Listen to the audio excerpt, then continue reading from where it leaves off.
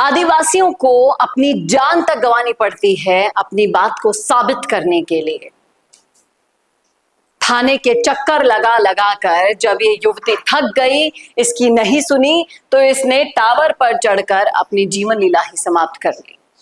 छत्तीसगढ़ का ये मामला सोशल मीडिया पर चर्चा का विषय बना हुआ है। नमस्कार, राजस्थान संवाद पर आपका स्वागत है। मैं हूं चेतना शर्मा आपके साथ। ये देखिए, इससे बुरा और क्या हो सकता है किसी व्यक्ति के जीवन में, जो 22 साल की युवती थाने जा रही थी, बार बार सुनवाई करने के लिए प्रार्थना कर रही थी। उसके साथ क्या हो रहा था, क्या नहीं हो रहा था, ये जाने बिना ही पुलिस उसे बार बार भगा रही थी। इसलिए सारी उम्मीद जो होती है मन में, वो टूट गई और इसने टावर पर चढ़कर अपनी जान दे दी। और बेहद शर्मनाक ये मामला इसलिए है क्योंकि मुख्यमंत्री के अपने गृह क्षेत्र कुनकुरी में थाना परिसर के भीतर का ये मामला है। आप बताइए कि बार बार आदिवासी युवती जा रही थी, लेकिन उसकी सुनवाई नहीं की। इसको क्या पीड़ा थी, क्या नहीं थी, ये जाने बिना पुलिस इसे दुत्कार रही थी और इसने अपने जीवन लीला ही समाप्त कर ली। वाकई में बहुत ही ज्यादा शर्मनाक है, डराने वाला है ये वीडियो। कई लोग कह रहे हैं, कांग्रेस का आईएनसी छत्तीसगढ़ कह रहा है, उसकी शिकायत क्यों नहीं सुनी। थाने के भीतर ऐसी कौन सी परिस्थितियां बनी कि एक आदिवासी बेटी को अपनी जान देनी पड़ रही थी। युवती टावर पर चढ़कर अपनी जान दे चुकी है, पुलिस को पता भी नहीं चला। उसे बचा सकती थी पुलिस, लेकिन अब उस पर मानसिक दबाव बताकर परिवार की तरफ से उसे मानसिक रूप से अस्वस्थ घोषित कर इतिश्री कर लेगी।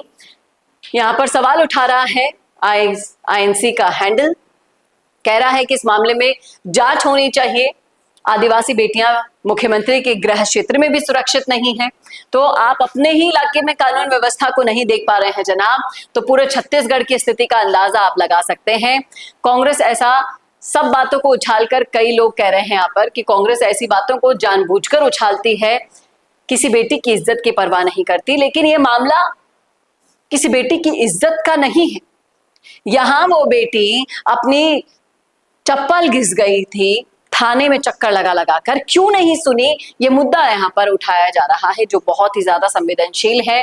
इस पर राजनीति करने से पहले ध्यान से सुन लीजिए, आदिवासियों की हालत यही हो रही है। कई लोग कह रहे हैं कि थाना लोगों के लिए सुरक्षा की जगह होना चाहिए, डर और निराशा की नहीं। अगर एक 22 साल की आदिवासी बेटी ने इस तरह से थाने वालों से परेशान होकर मौत को गले लगाना ज्यादा मुनासिब समझा, तो कई सारे बड़े सवाल यहाँ पर खड़े होते हैं, जिसका जवाब मिलना जरूरी हो गया है। कुछ लोग हर घटना में सिर्फ सरकार को दोष देने का मौका ढूंढते हैं, ऐसा ले रहे हैं, लेकिन ये वक्त है जरूरत पीड़ित परिवार के साथ खड़े होने का, निष्पक्ष जांच करने का।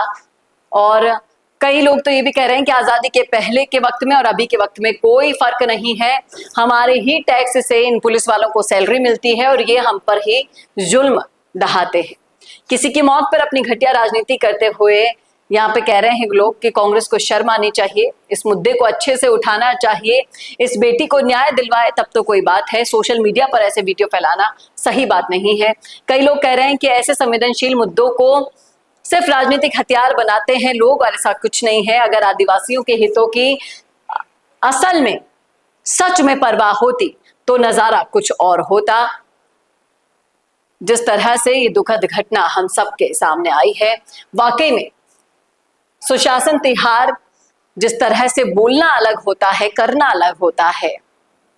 अगर यही आखिरी उपाय इनकी जिंदगी में छोड़ रही है सरकार, तो डूब मरना चाहिए उन लोगों को जो इनके दर पर वोट मांगने जाते हैं और वादे कर कर आते हैं कि आपके लिए हम हैं, आदिवासियों के लिए कोई नहीं है, कोई सरकार नहीं है।